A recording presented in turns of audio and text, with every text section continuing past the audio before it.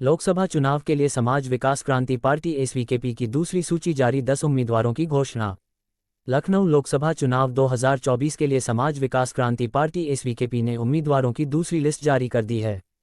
Party ने दूसरी list में 10 उम्मीदवारों की सूची जारी की है। एसवीकेपी के राष्ट्रीय अध्यक्ष श्री अशोक सिंह ने प्रत्याशियों की यह पहली सूची लखनऊ में जारी की।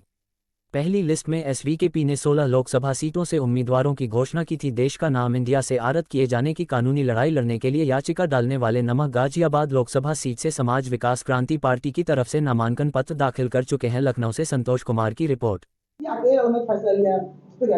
चूंकि मेरी राय ऐसी है और जो मैं आपके सामने अभी रख रहा हूं कि मैं तो कहूं कि जितने भी दल हैं जो सत्ता का भोग चुके हैं, जो सत्ता में रह चुके हैं, मैं उनकी बात कर रहा हूं। जो सत्ता में रहे नहीं है वो तो कह सकते हैं हम ईमानदार हैं, लेकिन जितने भी रहे हैं, चाहे जिस पार्टी का नाम ले लो, जो सत्ता में रह चुके हैं, उन्होंने सब सिर्फ वादे किए हैं और कि भ्रष्टाचार मुक्त सरकार बनाएंगे, ये करेंगे, वो करेंगे, सारे खोखले वादे रहे हैं।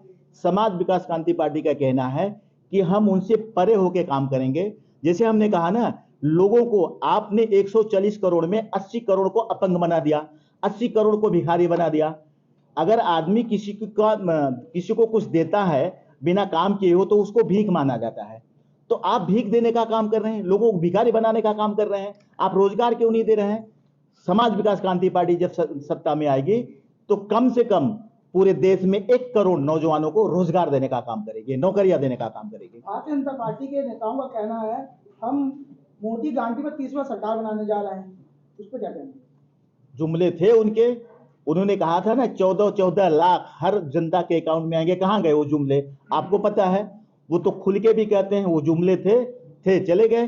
तो हम जुमला करने के लिए आए नहीं हैं, हम जो कह रहे हैं हकीकत जमीन पे कह रहे हैं। ये सूची आपकी कब जाएगी? बस नेक्स्ट वीक में हमारी दूसरी सूची के बारे में बता दीजिए जो आज आपने जारी की। 13 दावनगेरे कर्नाटक की एक सीट है, रुद्रेश कागथूर हलप्पा हैं उसके कैंडिडेट उस जगह के। 77 वाराणसी उत्तर प्रदेश की सीट है, उसमें राज कपूर सिंह जी है, हमारे कैंडिडेट हैं समाज विकास क्रांति पार्टी के। 78 भदोही के उत्तर प्रदेश की जो सीट है, कमलेश कुमार गौतम है उसके प्रत्याशी। 39 प्रतापगढ़ उत्तर प्रदेश की जो सीट है वो जितेंद्र राम यादव जी हमारे कैंडिडेट हैं समाज विकास क्रांति पार्टी के। 38 सुल्तानपुर उत्तर प्रदेश की जो सीट है उसमें श्याम शंकर शिवपूजन यादव है हमारे कैंडिडेट हैं समाज विकास क्रांति पार्टी के।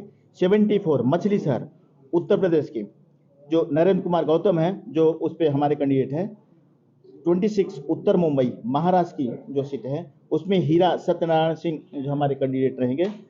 और 4 नई दिल्ली जो दिल्ली की सीट है उसमें ओम प्रकाश गिरी जी हमारे समाज विकास क्रांति पार्टी के कैंडिडेट रहेंगे, उम्मीदवार रहेंगे। 23 भिमंडी की जो सीट है महाराष्ट्र में उसमें विनोद अंबादास वो हमारे प्रत्याशी रहेंगे। 29 उत्तर मध्य मुंबई की महाराष्ट्र की जो सीट है उसमें काशीनाथ राजभर हमारे उम्मीदवार रहेंगे।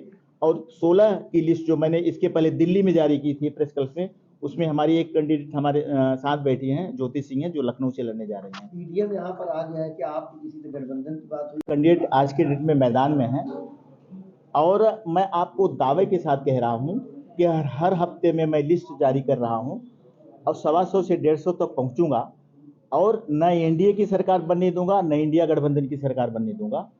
हमारी सहमति के बिना, हमारे समर्थन के बिना किसी की सरकार नहीं बनेगी। मैं ये कहना चाहता हूं आपको। सर जी, बहुत बड़ी चुनौती है, इस तरह आप कह रहे हैं कि सपा जी, आदमी इंसान जब पैदा होता है सबसे बड़ी चुनौती तो पैदा होते ही हो जाती है, उसको दुनिया में रहना होता है। तो हमारे लिए भी चुनौती, हमने पार्टी बनाई नवंबर 2023 में।